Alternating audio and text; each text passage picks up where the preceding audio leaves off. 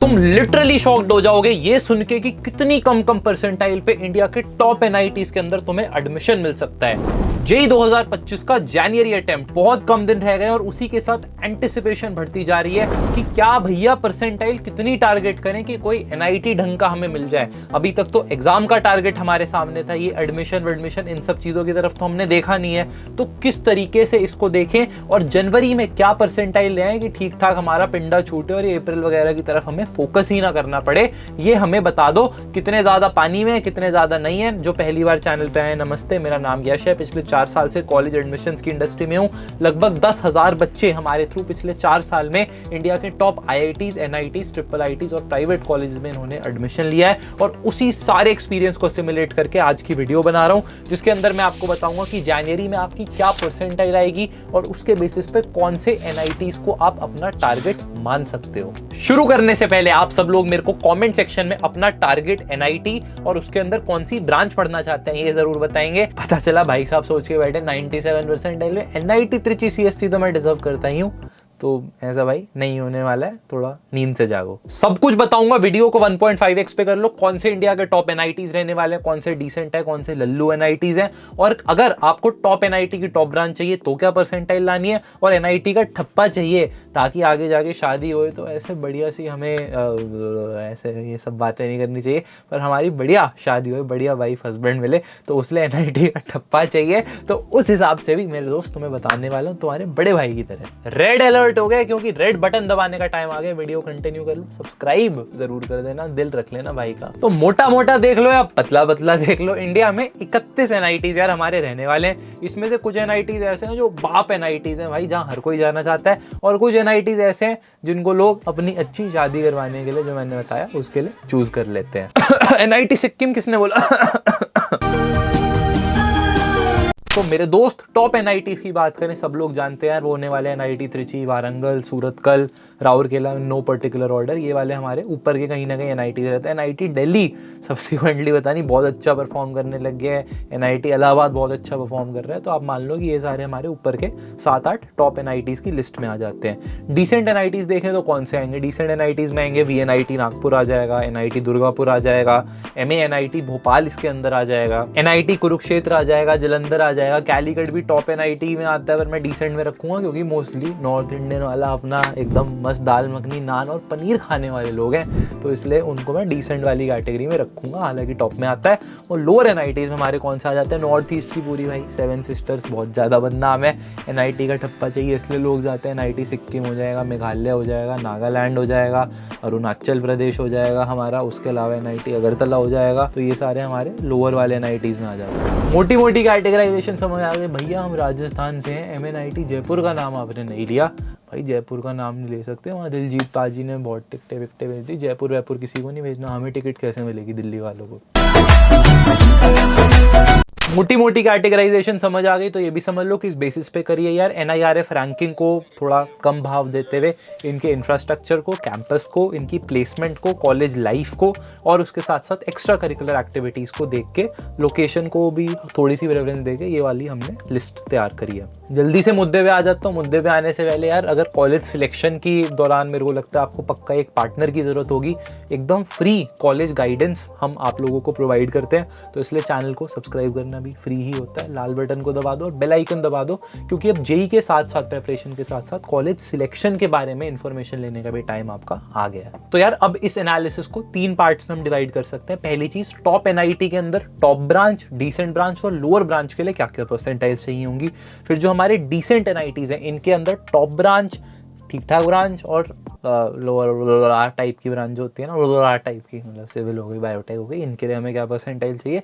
और similarly lower NIT के अंदर भैया पढ़नी तो कंप्यूटर साइंस है, कहीं भी भेज दो, तो लोअर एनआईटी के अंदर भैया कंप्यूटर साइंस मतलब टॉप ब्रांच हमें पढ़नी है, मीडियोकर ब्रांच, और भैया अच्छी शादी करवानी है, इसलिए लोअर एनआईटी में लोअर ब्रांच दिलवा दो। आगे हम बता देंगे ये लड़का एनआईटी से है, एनआईटी सिक्किम की बात नहीं करेंगे। हाथ जोड़ के कह रहा हूँ भाई, अब इतनी उम्मीद रखता हूँ कि टॉप ब्रांच का मतलब आप समझ रहे हो कि मैं बात कर रहा हूँ computer computer science, IT, software, mathematics and computing, EC branches की। डिसेंट ब्रांचेस की जब मैं बात करता हूँ तो मैं बात करता हूँ इलेक्ट्रिकल ब्रांच की, मैकेनिकल ब्रांच की, केमिकल ब्रांच की।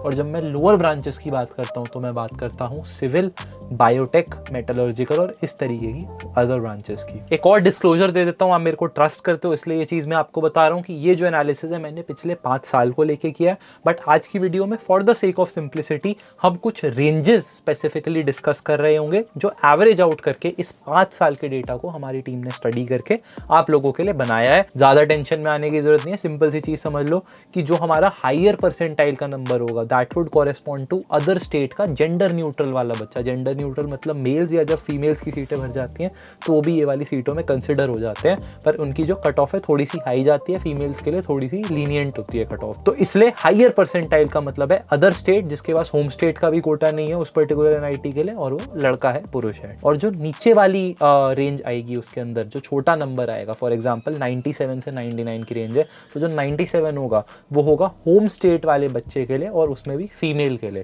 तो ये हमारी लोअर वाली रेंज आ जाएगी, कम परसेंटाइल पे भी उस बच्चे को एडमिशन यहाँ पे मिल रहा होगा। फॉर एग्जाम्पल एनआईटी इलाहाबाद की बात करें जिसकी रेंज 98 से 99.5 है, इसका सिंपल सा मतलब है कि 98 परसेंटाइल उस बच्ची को टारगेट करनी है जो यूपी की खुद स्टेट से है, मतलब इलाहाबाद एनआईटी यूपी के अंदर फॉल करते हैं और वो फीमेल है इसलिए मैंने बच्ची बोला। और 99.5 उसके लिए जो यूपी के अंदर नहीं है, वो दिल्ली में स्कूलिंग करी, हरियाणा में स्कूलिंग करी और उसके साथ साथ वो फीमेल नहीं है, वो मेल पुरुष है। भाई आपका नॉलेज तो कमाल का है भाई। समझ आ गया, थोड़ी सी एनर्जी दिखा दो मेरे भाई, हाँ या ना में जवाब दे दो। टॉप एनआईटीज के ऊपर ये एनालिसिस शुरू करते हैं, तो जल्दी से अपन भाई चश्मा वश्मा छोड़ो, ऐसे ही बता देता हूँ तुम्हें। टॉप एनआईटीज के अंदर यार अगर हम देखेंगे उसके अंदर टॉप एनआईटीज टॉप ब्रांच की हमारी पहली कैटेगरी होने वाली है, मतलब कंप्यूटर साइंस वगैरह हमें पढ़नी है। तो उस केस में अगर आप जनरल कैटेगरी के स्टूडेंट हो तो आपको 99.5 से 99.9 की कट ऑफ अचीव करनी होगी। अभी भाई दिल पे गोली मारनी है तो ऐसे ही मार दो, ये क्या बता रहे हो यार, यही कट ऑफ रहने वाली है अगर टॉप एनआईटीज में आपको कंप्यूटर साइंस पढ़नी है तो 99.5 से आपको ऊपर लानी पड़ेगी। वहीं पे अगर आपकी जनरल की जगह ईडब्ल्यूएस कैटेगरी आ जाती है तो ये 0.5 परसेंटाइल आप घटा सकते हो, 99 से 99.5 परसेंटाइल तक आपको कुछ ना कुछ मिल जाएगा। ओबीसी मेरे भाई बहनों के लिए बात करें 98.5 से 99.3 आपकी टारगेट परसेंटाइल रहेगी, कंप्यूटर साइंस पढ़नी है आपको टॉप एनआईटीज के अंदर। और फाइनली एससी एसटी के लिए 90 से 94 आप एससीज के लिए मानो और 80 से 84 आप एसटी स्टूडेंट्स के लिए कट ऑफ मानोगे। ये वाली चीज़ हमें समझ आ गई। कमेंट सेक्शन में रिस्पेक्टफुल रहेंगे, मैं ये जो अलग अलग कैटेगरीज के बेसिस पे बच्चे लड़ाई करने आ जाते हैं वो मैं नहीं चाहता, टू ईच देयर ओन, ऐसे कमेंट्स को हम रिप्लाई नहीं करेंगे। इंटरप्ट कर रहा हूँ वीडियो में, बहुत ज़्यादा ज़रूरी है। मिक्की माउस के फैन थे बचपन में तो फिर वीडियो को लाइक ज़रूर कर देना क्योंकि मैं भी था। डिसेंट ब्रांचेस की अगर हम बात करें ईसी डबल ई टाइप की ब्रांचेस की, तो इनके लिए जो हमारी जनरल कट ऑफ है वो हमारी रहने वाली है 98.5 से 99.5। कीप इन माइंड यार यहाँ पे हम टॉप एनआईटीज की बात करें यानी त्रिची, सूरतकल, वारंगल, राउरकेला, इस तरीके के एनआईटीज की हम बात करने लग रहे हैं। ईडब्ल्यूएस स्टूडेंट्स के लिए कट ऑफ 98 से 99 रह जाएगी। इसका मतलब आपके पास अदर स्टेट है उस पर्टिकुलर टॉप एनआईटी के लिए तो आपको 99 परसेंटाइल आनी पड़ेगी, पर अगर आपके पास होम स्टेट है तो 98 परसेंटाइल पे भी उस पर्टिकुलर टॉप एनआईटी में आपको एडमिशन मिल जाएगा। ओबीसीज के लिए भी यार 97.5 से 98.5 आपको करनी पड़ेगी। तो ऐसे बहुत तगड़ी रिलैक्सेशन नहीं, आप 10-12 हज़ार रैंक की रिलैक्सेशन मांग सकते हो। जनरल मतलब ऑल इंडिया जो CRL होती है उस पर आप कंसिडर करोगे। और एससीज को 87 से 92 और मेरे एसटी भाई बहनों को 82 से 87 परसेंटाइल टारगेट करने की जरूरत है अपने जनवरी जेई 2025 के अटेम्प्ट में। 2025 अंग्रेजी बैगन। लोअर ब्रांच की बात करें, यहाँ पे हम बात कर रहे हैं सिविल और मेटलर्जिकल की टॉप एनआईटी की। अगेन त्रिची, सूरतकल, वारंगल, इस वाली लीग में अगर आप खेलना चाहते हो जो कि डिसेंट इनफ आपको प्लेसमेंट्स देंगे लोअर ब्रांचेस के अंदर भी, तो जनरल कैटेगरी में भी आपको 95 से 98 परसेंटाइल का टारगेट रखना पड़ेगा।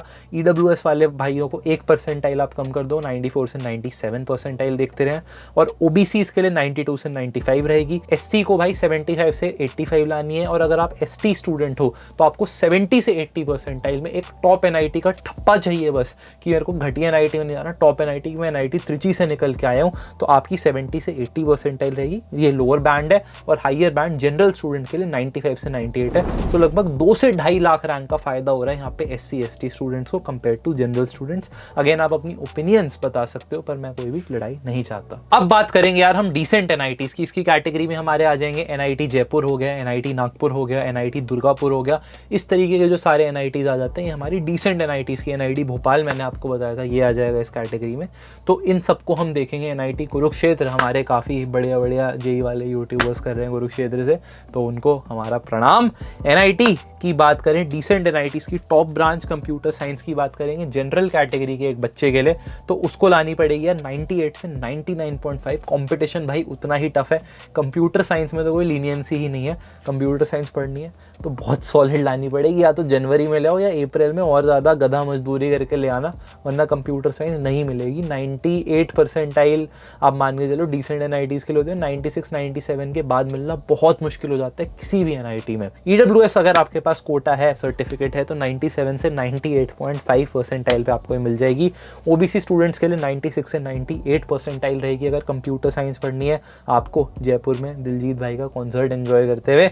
SC के लिए 85 से 90 रह जाएगी और ST के लिए 80 से 85 ये हमारी कट ऑफ है परसेंटाइल की, वो रहने वाली है। डिसेंट ब्रांचेस की बात करें, यानी हम EC ब्रांच की बात करेंगे, इलेक्ट्रिकल ब्रांच की बात करेंगे, तो उस केस में जो जनरल 95 से 98 परसेंटाइल आपको लानी पड़ेगी। ये आपकी काफ़ी ज़्यादा कम हो गई है, आप देखोगे कंप्यूटर साइंस के कंपैरिजन में, तो आपको 2-3 परसेंटाइल का रिलैक्सेशन मिल जाएगा। और ऐसा भी हो सकता है 98 टारगेट करके चलो 95 आ गई तो बेटा आपकी इलेक्ट्रिकल तक ही सॉर्ट हो रही है उस पर्टिकुलर NIT में। कंप्यूटर साइंस करके वो गूगल, अमेजॉन, माइक्रोसॉफ्ट का मौका तो कट ही रहा है। EWS की बात करें 94 से 97 रहने वाली है, OBC के लिए 92 से 96, SC 78 से 85 और ST के लिए 73 से 80 परसेंटाइल में आपको मिल जाएगी। डिस्क्रिप्शन बॉक्स में मैंने शीट दे रखी है, वहाँ पे भी आप अपनी पर्टिकुलर कैटेगरी के लिए इसको रेफर कर सकते हैं। लोअर ब्रांच की बात करते हैं, यानी भैया हम पढ़ेंगे सिविल, पुल बनाएंगे या मेटलर्जी पढ़ेंगे, तो उस केस में जनरल के लिए कट ऑफ रहेगी 90 से 95, EWS के लिए 88 से 94, मतलब 90 से ऊपर आप ले आओगे तो आप ये मान लो कि आपको एक डिसेंट इनफ NIT में डिसेंट इनफ ब्रांच मिलने के चांसेस हो जाएंगे। OBC 85 से 90, SC 70 से 80 और ST 65 से 75। यहाँ पे ये समझ लो कि जब मैं OBC के लिए 85 से 90 कट ऑफ बता रहा हूँ तो 85 मैं उस बच्चे के लिए बता रहा हूँ जो उस डिसेंट NIT की होम स्टेट से बिलोंग करता है। मतलब हम NIT कुरुक्षेत्र की बात कर रहे हैं तो वो बच्चा हरियाणा का है और फीमेल कैंडिडेट है, तो उसके लिए जो परसेंटाइल है वो 85 रहने वाली है। वहीं भी आप किसी दूसरी स्टेट से हो तो आपको 90 परसेंटाइल तो मोटा मोटा लाना ही पड़ेगा। अब बात करते हैं लोअर NITs की। ये वो NITs है जहाँ का हमें सिर्फ ठप्पा चाहिए, और अगर तुम सिर्फ 0 पे हो इस पॉइंट पे, ठीक है, अपनी प्रिपरेशन लेवल में तुम्हें लग रहा है कि भाई ज़्यादा ऐसे कुछ बहुत सॉलिड तो हम नहीं अचीव करने वाले हैं, तो मेरे को लगता है कि आपको ये लोअर NITs का ही टारगेट लेके जनवरी वाला अटेम्प्ट दे के आना चाहिए। ज़्यादा तुक्केबाजी और इन सब चीज़ों में पढ़ोगे तो हो सकता है ये भी ना मिले, बट ये 100-125 नंबर पे आपको मिल जाते हैं, तो वो लाना भाई। 30-30 नंबर हर सब्जेक्ट में लाने, इतना ट्राई कर लेगा, हो जाएगा सॉर्ट लोअर NIT, उसके बारे में बता रहा हूँ। हाँ जी, लोअर NITs की बात कर लेते हैं भैया। ठप्पा दिलवा दो, शादी होगी बढ़िया एकदम। आजकल वो रील आ रही है ना, वो 100 मीटर का प्लॉट हाईवे पे और एक मर्सिडीज गाड़ी और ये सारी चीज़ें, तो उसके लिए NIT का ठप्पा तो ज़रूरी हुंदा सी। तो अब हम बात करेंगे लोअर NITs के अंदर टॉप ब्रांच कंप्यूटर साइंस पढ़नी है। गूगल, अमेजॉन, माइक्रोसॉफ्ट का यार जो रास्ता है वो कंप्यूटर साइंस से जाता है। जो 50 लाख 60 लाख 1-1 करोड़ के आप पैकेज देखते हो वो इसी ब्रांच से आपके जा रहे होते हैं, और किसी ब्रांच से काफ़ी ज़्यादा मुश्किल होता है, क्योंकि उस ब्रांच में मैकेनिकल में भाई आप आरी लोहा भी चलाना सीख रहे होगे, उसके साथ कोडिंग वोडिंग करनी थोड़ी सी मुश्किल हो जाती है, एक्सपीरियंस से बता रहा हूँ। तो इसलिए कंप्यूटर साइंस ही है उसके लिए रास्ता, चाहे इन कॉलेजों में पढ़ो या प्राइवेट से पढ़ो। बट ये वाली अंडरस्टैंडिंग और ये वाली रियलाइजेशन हमें अभी से रखनी पड़ेगी कि बेटा लोअर NITs के अंदर टॉप ब्रांच चाहिए कंप्यूटर साइंस, जनरल कैटेगरी के स्टूडेंट हो। 94 से 98 परसेंटाइल हिट करनी पड़ेगी जनवरी अटेम्प्ट में। अप्रैल में और मुश्किल हो जाएगा, हिल जाएगा पूरे परसेंटाइल स्ट्रक्चर। जनवरी में 94 से 98 हिट नहीं कर रहे हो, जनरल कैटेगरी स्टूडेंट हो, तो NIT से कंप्यूटर साइंस पढ़ने का तुम्हारा जो चांस है वो हो जाता है खत्म। Better try luck next time. EWS candidate हो 93 से 96 परसेंटाइल ये आपका जो है रहने वाला है। OBC स्टूडेंट्स के लिए 90 से 95 आप देख सकते हो, SCs के लिए 80 से 85 और ST भाई बहनों के लिए 75 से 80 परसेंटाइल में मात्र आपको कंप्यूटर साइंस की ये आपकी आखिरी विंडो होने वाली है घुसने की। 75 परसेंटाइल से नीचे है तो आपके पास भी कोई चारा नहीं है कंप्यूटर साइंस को छोड़ के किसी और ब्रांच की तरफ मूव करने का। कौन सी वो 2 ब्रांचेज होंगी जहाँ मूव कर सकते हैं? वो होंगी यार ECE और EE ब्रांचेज हमारी कहीं डबल ई मतलब इलेक्ट्रिकल इंजीनियरिंग बोलते हैं, कहीं कहीं ट्रिपल ई बोलते हैं, जिसका नाम है, ध्यान से सुनना, इलेक्ट्रिकल एंड इलेक्ट्रॉनिक्स इंजीनियरिंग। तो ये दोनों ही आपकी मतलब इलेक्ट्रिकल वाली कैटेगरी में आती है। जनरल कैटेगरी के स्टूडेंट को 90 से 94 परसेंटाइल लानी पड़ेगी। ये नॉर्थ ईस्ट वाली बेल्ट की बात हो रही है, यहाँ पे लोअर NITs के अंदर, ये NIT पटना टाइप के हो गए, ऊपर श्रीनगर हो गया, इन सारे NITs की यहाँ पे मैं बात कर रहा हूँ जो बहुत ही रिमोट लोकेशंस में, NIT पौंडीचेरी खुला हुआ है बिल्कुल साउथ में, एक्सट्रीम नॉर्थ में, तो उन वाले NITs की यहाँ पे मैं बात करने लग रहा हूँ। EWS की बात करें, डिसेंट ब्रांचेस 88 से 93 परसेंटाइल तुम्हारा जनवरी अटेम्प्ट में टारगेट होगा। OBC के लिए बात करें 85 से 90, SC के लिए 73 से 80, और ST भाई बहनों की अगर 60s की रेंज में आती है परसेंटाइल तो फिर वो डिसेंट ब्रांचेस लोअर NITs के अंदर एक्सपेक्ट कर सकते हैं। लोअर ब्रांचेस लोअर NITs की भैया बिल्कुल ही आ ही गया अब तो कि हमें 1000 गज का प्लॉट चाहिए और गाड़ी वाड़ी, तो उस केस में even though I do not endorse all of this, मजाक के लिए बोल रहा हूँ, ऑन अ लाइटर नोट लेना, जनरल कैटेगरी के लिए 85 से 90 परसेंटाइल, EWS को 80 से 85 परसेंटाइल का टारगेट रखना पड़ेगा, OBC को 78 से 85 परसेंटाइल का टारगेट रखना पड़ेगा, SC स्टूडेंट को 65 से 73 का टारगेट रखोगे, ST स्टूडेंट को 60 से 70 परसेंटाइल। ये लास्ट बैंड होता है कोई भी NIT मिलने का जो हमारा 4-4.5 लाख रैंक पे खत्म हो जाता है किसी भी कैंडिडेट के लिए। आपके पास होम स्टेट है, अदर स्टेट है, मेल हो फीमेल हो, SC हो ST हो, ये लास्ट बैंड होता है 60 से 70 परसेंटाइल। इसके बाद हमें NITs नहीं मिलते हैं। तो अगर आपको किसी आपके कोचिंग वाले टीचर ने, आपके दोस्त ने धोखे में रखा था कि ब्रो NIT लाने के लिए तो 95 से ऊपर ही परसेंटाइल चाहिए होती है, तो उसके मुंह पे ये वीडियो फेंक के मारना और 2 तमाचे फेंक के मारना। ऐसी कोई बात नहीं है। आपको 3 लाख 4 लाख 5-5 लाख रैंक पे भी NIT मिलेगा, आपको 60 परसेंटाइल 70 परसेंटाइल पे भी NIT मिलेगा। ढंग से एनालिसिस करने की जरूरत है। अब मुझे पक्का पता है कि कुछ लोग सोच रहे होंगे कि भैया पढ़ाई लिखाई करने का फायदा क्या है, 80-90 परसेंटाइल आके या कुछ जुगाड़ चला के ये जनरल EWS वाला कुछ ना कुछ तो हो ही जाएगा। भाई उसके लिए भी पढ़ाई करनी जरूरी है। बहुत ज्यादा इरेगुलरिटी होती है परसेंटाइल के स्ट्रक्चर में। तुम सोच के जाओगे पेपर अच्छा है, मेरे तो 160 नंबर बन रहे हैं, फिर भी कोई भरोसा नहीं है कि तुम्हारी 90+ परसेंटाइल बन जाएंगी। इतने ज़्यादा हिले हुए ये जो स्ट्रक्चर्स हैं NTA के, मेरा भरोसा उठ चुका है। पिछले 4 साल के जो ट्रेंड्स हैं उनको आप नोटिस करोगे।